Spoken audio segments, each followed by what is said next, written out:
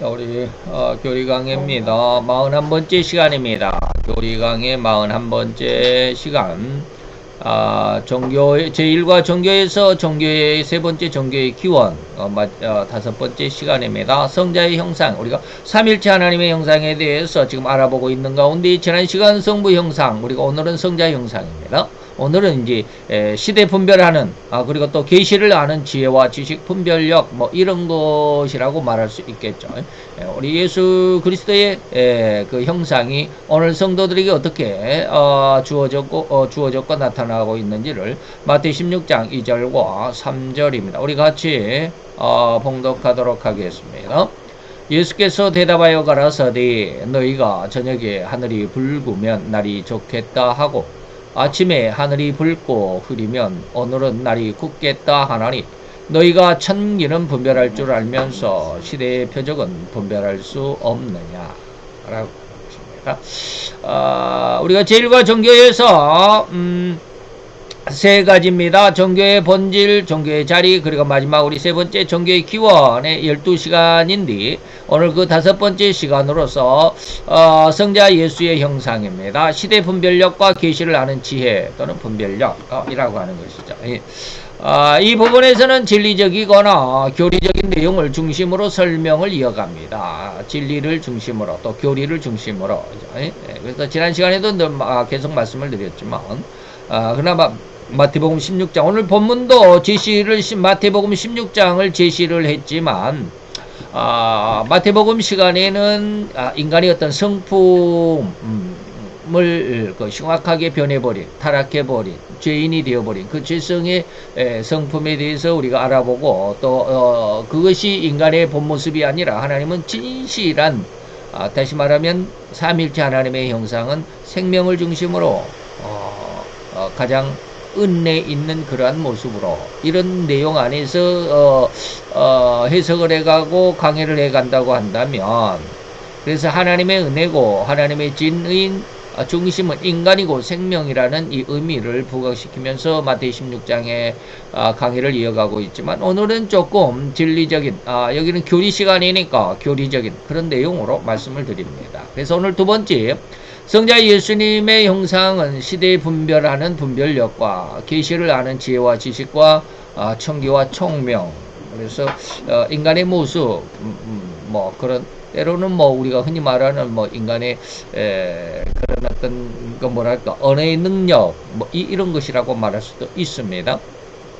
하나님이 인간을 만드실 때 삼일째 하나님께서 삼일체가 되시는 그 형상과 모양대로 인간을 만드셨다라고 성경 하나님의 말씀이 기록된 그 책 성경이 그렇게 기록하고 있고 우리에게 그렇게 알려주고 있습니다.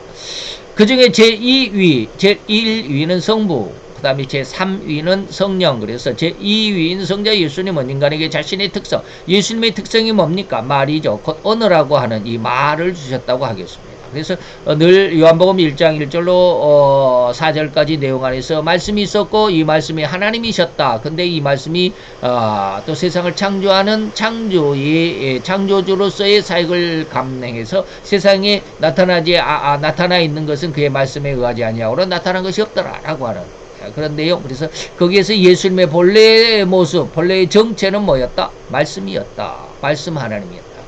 이 예수님이 인간에게 주셨다라는 그 특성이 인간에게는 이제 말씀이 특성이니까 말로써 말을 인간에게 주었다라고 하는 것이죠. 근데 말이라고 하는 것은 지혜와 또 분별력, 지식 이런 것들과 연관을 지을 수 있고 같은 맥락으로 우리가 이렇게 포함시킬 수 있다라고 하는 것입니다.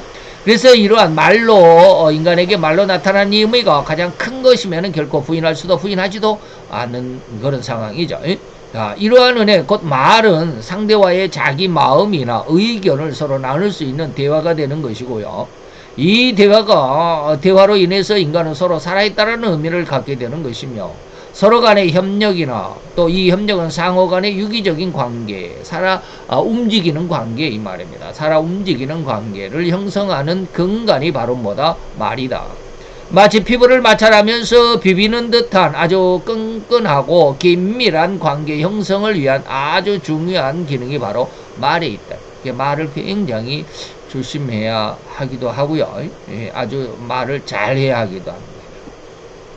그런데 이런 말씀이란 예수님의 본래 정체에는 어떤 비밀이 숨겨져 있었던 것일까?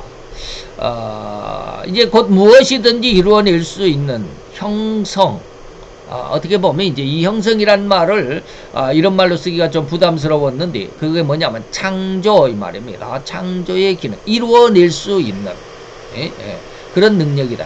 그래서 방금 말씀드렸던 요한복음 1절로 요한복음 1장 1절로 3절 태초에 말씀이 있었는데 이 말씀은 하나님이시더라.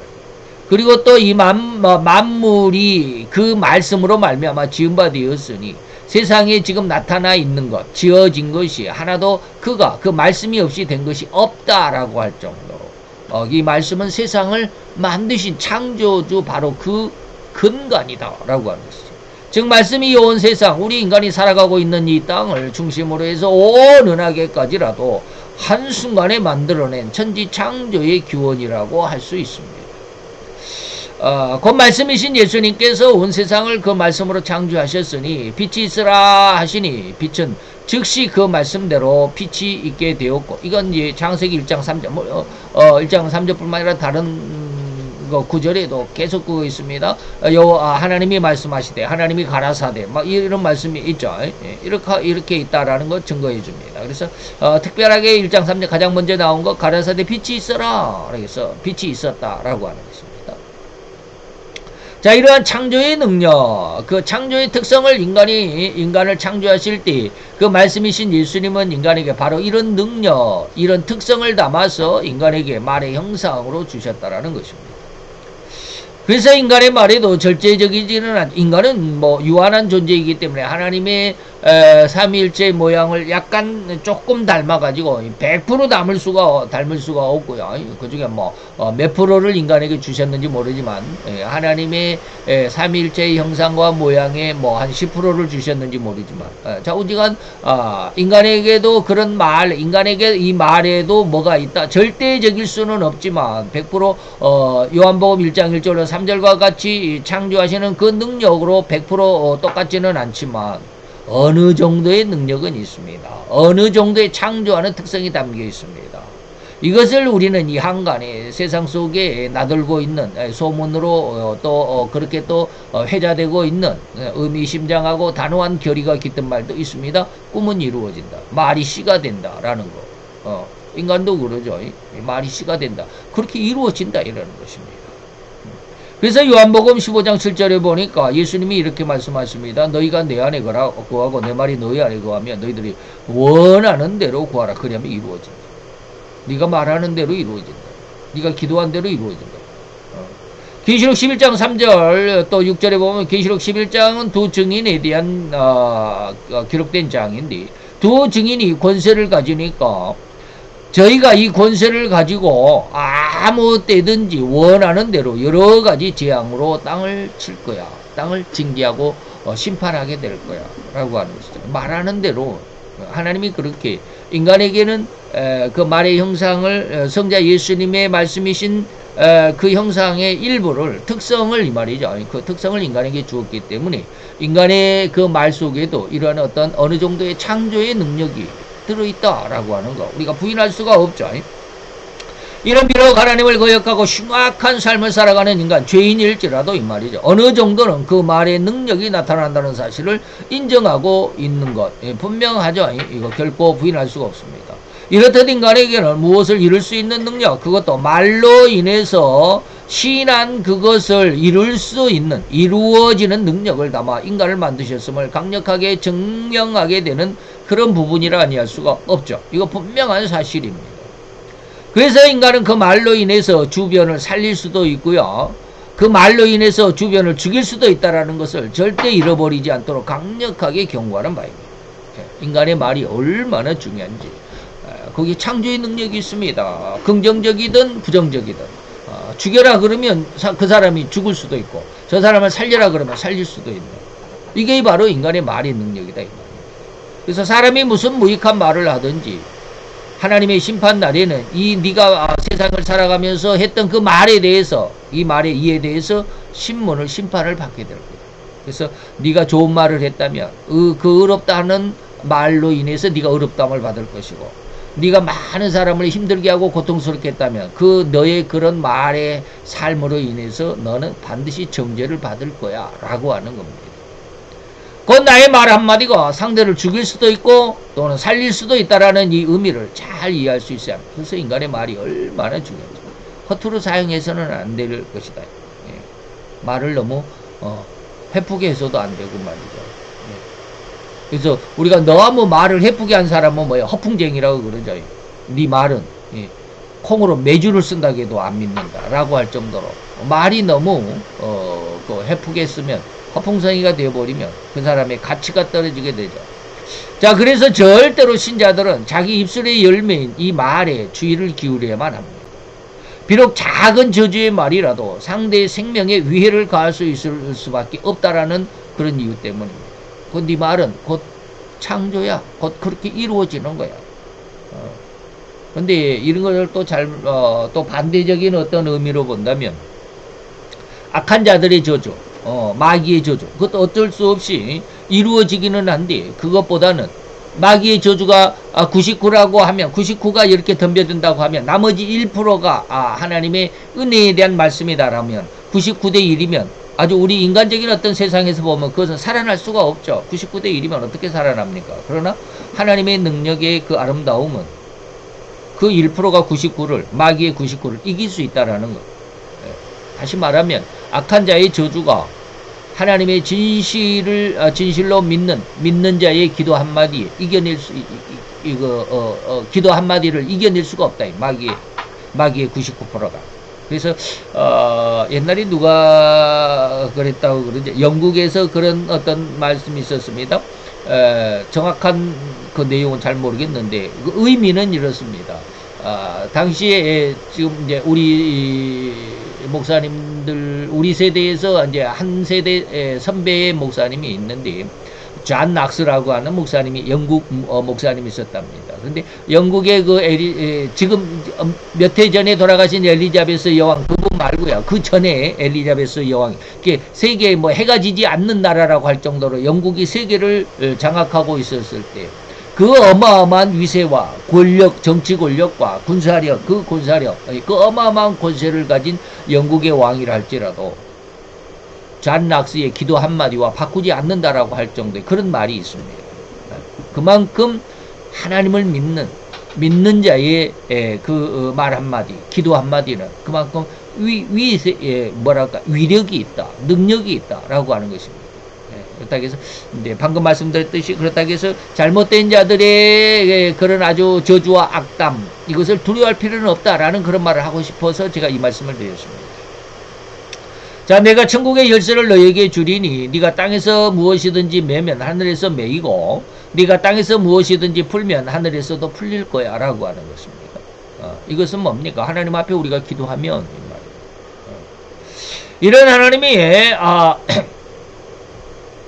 이런 하나님이 약속하신 말씀을 절대적인 믿음으로 받아들이는 신자가 되기를 더욱 강력하고 간절하게 권면하기 싶고 더욱 이런 하나님의 약속하신 말씀을 믿고 더욱 굳센 믿음으로 기도하는 기도의 용사로 성장하기를 더 강력히 권면하는 바입니다. 자, 그러나 반면에 이런 하나님의 의도와 약속에도 불구하고 타락해버린 인간 곧 하나님의 법을 거역하여 죄를 짓고만 살아가는 그래서 죄인이 되어버린 죄인인 인간의 생태와 습성은 또한 반면에 무엇이더란 말인가요? 그러므로 인해서 우리는 뭡니까? 너희가 청기는 분별할 줄 알면서 세상적인 모습에서는 너희가 아주 그냥 1등 선수이지만 하나님의 뜻을 분별하는 시대의 표적은 너희가 분별할 수 없다. 왜 그렇게 세상에만 너희들의 발이 빠르고 하나님의 은혜 안에서는 그렇게 더디기만 하느냐 이런 뜻입니다.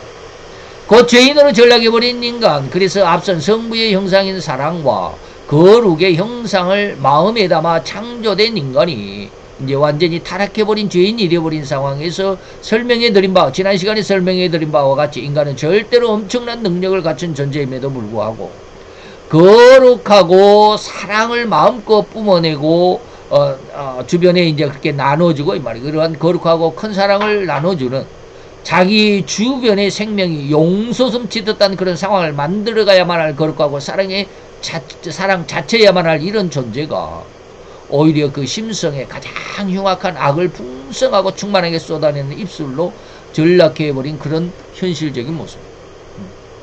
그래서 제가 지난 시간에 아마 오전 시간에 말씀을 드렸을 것입니다. 제가 에드워드 호킨스 박사님의 그 나의 눈이라는 책.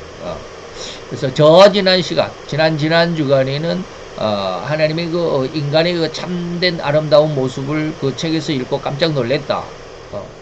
그런 말씀을 드렸고, 그리고 지난 시간, 한 주간 후인 지난 시간에는 그 말씀을 계속 읽다가 보니까 하나님의 성경에 대해서 그 점수 1000점을 그분은 이제 1000점을 최고의 그 수준으로 그렇게 인정을 하고 이제 점수로 이제 매겨보는 거죠. 그런데 성경 전체적인 그 점수는 660점이다. 660점이다. 그런데 그 중에서 계시록만을 따로 떼어놓고 점수를 매기면 200이 기준인데 말이죠. 200이 참 인격의 기준이라고 한다면 계시록은 150점이다. 154점인가 아마 그렇게 평가를 해가지고 계시록을 성경에서 제하면 좋겠다. 뭐 그런 쪽으로 이야기를 하고 있었는데, 그래서 그 이야기를 제가 한번 말씀을 드렸죠. 그리고 나서 지난 주간에 이렇게 쭉 지내면서 그래서 굉장히 서운했죠.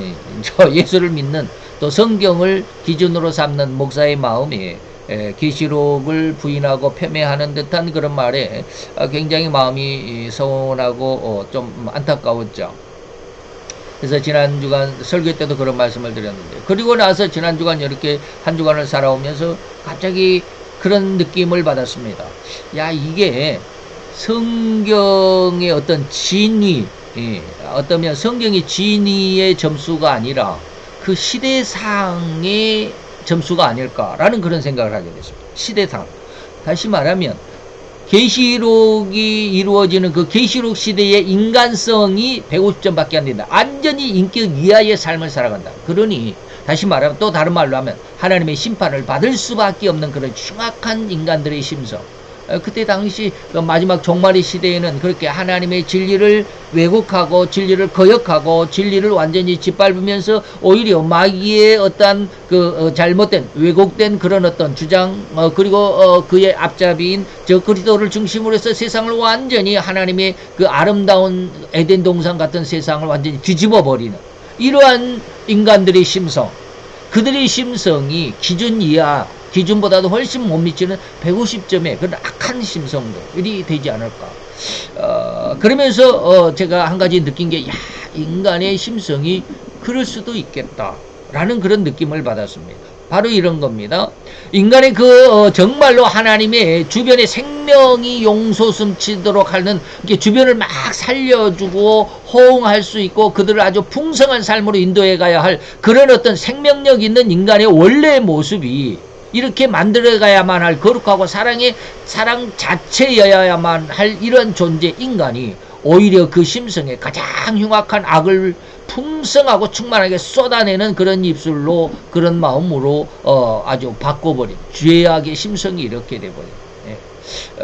그렇게 어떻게 느낌, 그런 어떤 이거 깨달음이라고 해야 될지 어쩔지 그런 어떤 느낌으로 이렇게 해석을 하다 보니까, 야, 그 말도 어떤 호킨스 박사의 계시록의 점수는 154점이다라고 하는 말이 이해가 되기는 하더라고요.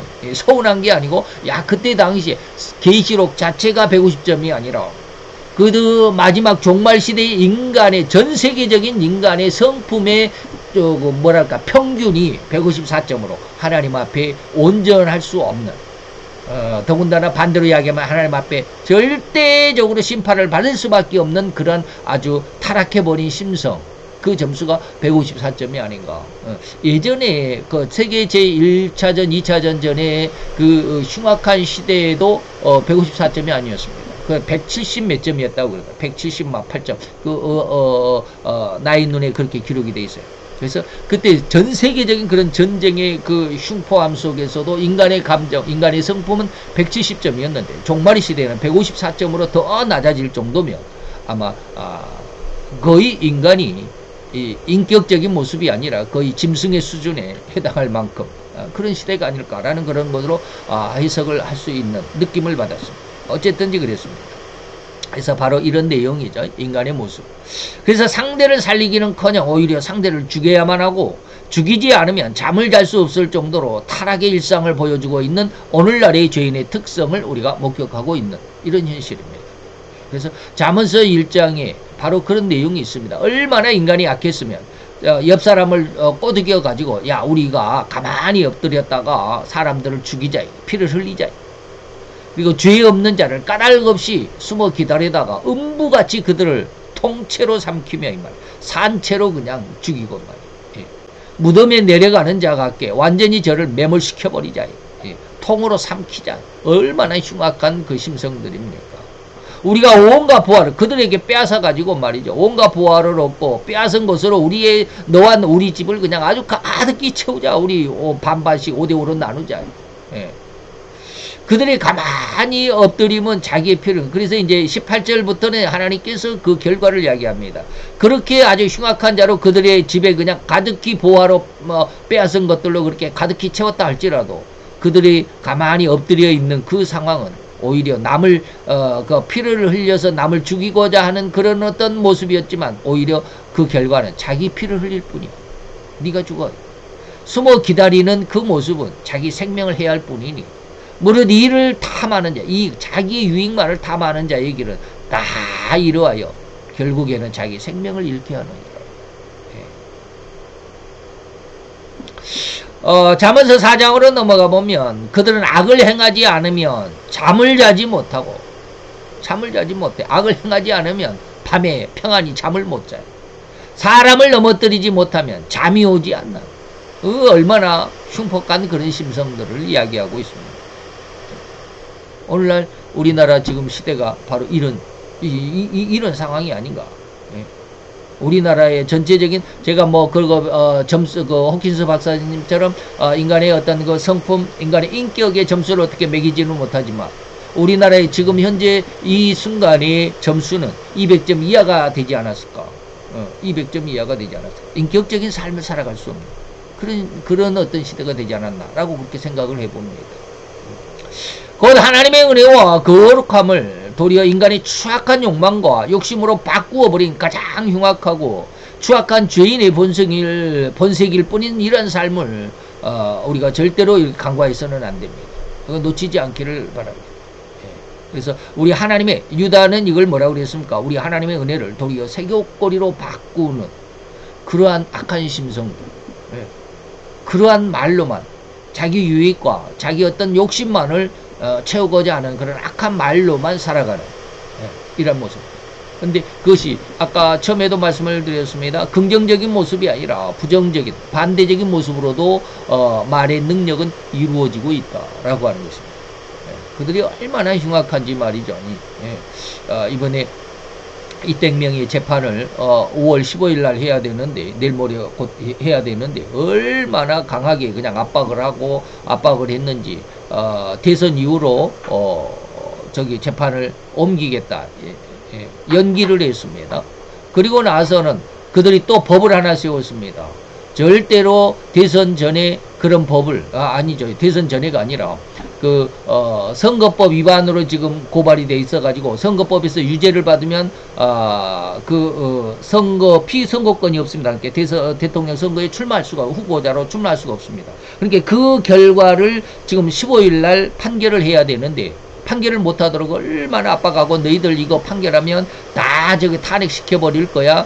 대법원 그 판사들 다 누구 아주 유명 저기 중심 인물들 다 탄핵시켜 버릴 거야. 그러니까 할 수 없이 대선으로 그 선거를 연기시키겠다라고 이렇게 했는데 그러면서도 그들이 무슨 법안을 발의했느냐? 바로 그 선거법은 이땡명에 대해서는 선거에서는 안 되는.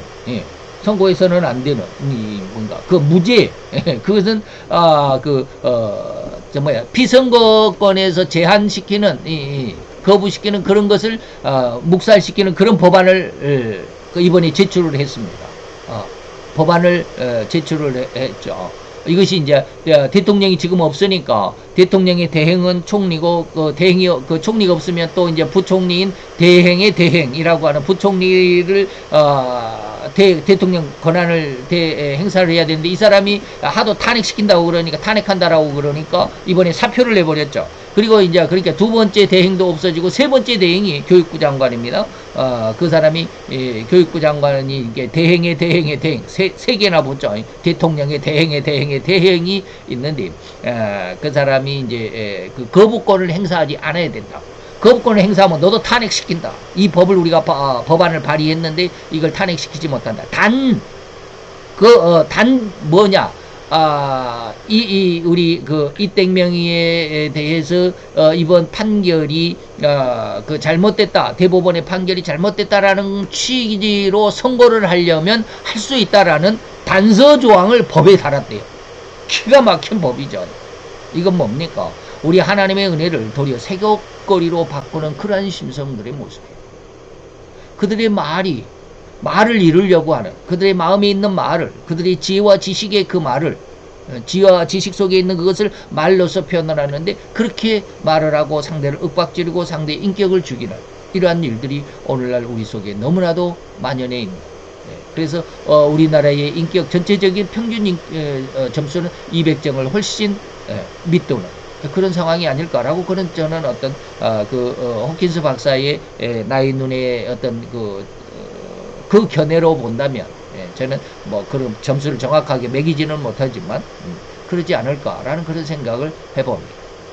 우리는 이러한 자들에게는 절대로 하나님의 긍휼함이 절대로 섞이지 않는 액면 그대로의 심판이 있을 것이다. 그러니까 마지막 계시록에 보면 음녀의 심판은 잔해는 음녀가 받을 잔해는 뭐가 섞이지 않는다? 긍휼이 섞이지 않는 포도주잔. 그 포도주잔을 주어라 라고 하는 그런 말씀.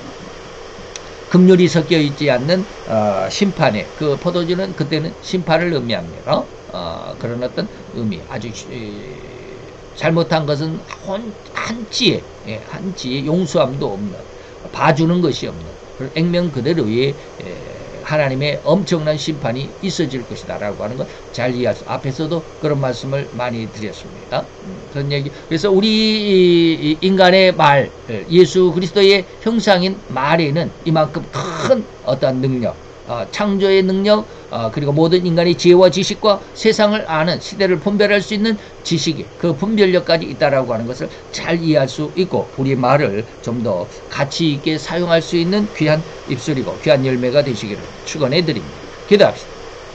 할렐루야. 주님, 오늘도 여호와의 귀한 은혜와 은총을 감사드리나이다. 오늘도 예수 그리스도의 형상, 말씀의 형상이 우리에게 어떠한 모습으로 왔는지, 우리 인간의 말에는 결코 말로만이 그치는 것이 아니라 사람의 생명을 그리고 세상을 살리거나 죽일 수도 있고, 또한 아버지의 이것이 세상을 어떻게 이끌어갈는지 앞을 내다볼 수 있는 미래에 대한 예지력, 지혜와 지식과 또한 옳고 그른 것을 분별하고 판단할 수 있는 분별력도 있사온즉 하나님, 우리로 인하여 가장 정확하고 가장 올바른 그리고 변하지 않는 올곧은 말의 중심을 가진 하나님의 귀한 아들로 귀한 딸로 잘 성장해 나갈 수 있도록 주님 역사하시고 인도해 주시옵소서. 모든 걸 주께 맡기고 예수 그리스도의 이름으로 감사와 기도드려 싸움나이다. 아멘.